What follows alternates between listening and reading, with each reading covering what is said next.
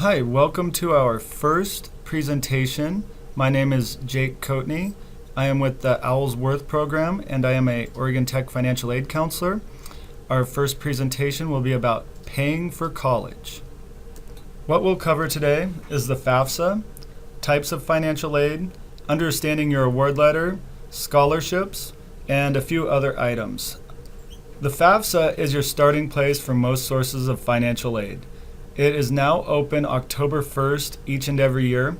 So for this 2018 and 19 school year coming up, you'll want to file your FAFSA as soon as possible. The FAFSA application is your starting place for most federal programs and state programs.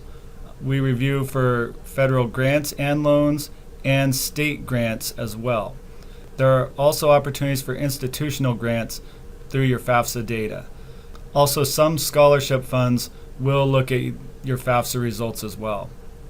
Certain colleges may require some additional forms for financial aid, but the FAFSA is your starting place. The FAFSA now looks 2 years prior. So for your 2018-19 FAFSA, it is going to want to use your 2016 tax information. If you are eligible to use the IRS data retrieval option on your FAFSA, it is recommended to do so. This will help reduce errors and streamline your FAFSA.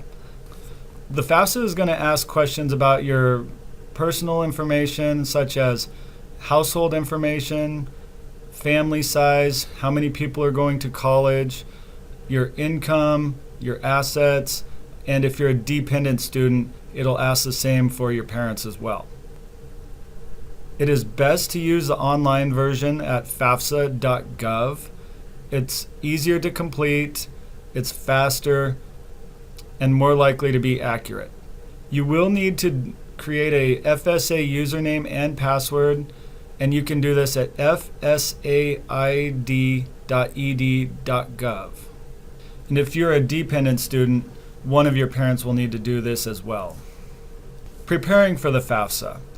It is recommended that you have your federal tax returns just in case the IRS data retrieval isn't available for you.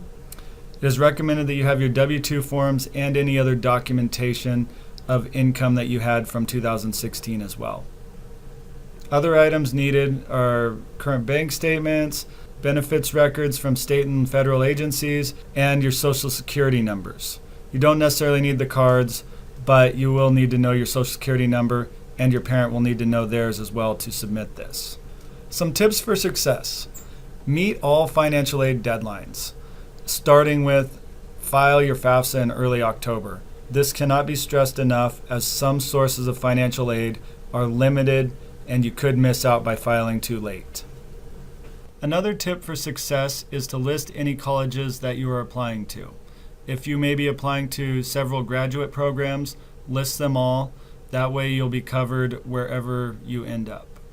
Keep copies of all of your FAFSA data and any emails and letters from colleges. Be sure to read all the details of each of these as there could be important information. And again, remember to file your FAFSA in early October each year. And that concludes the FAFSA portion of this presentation.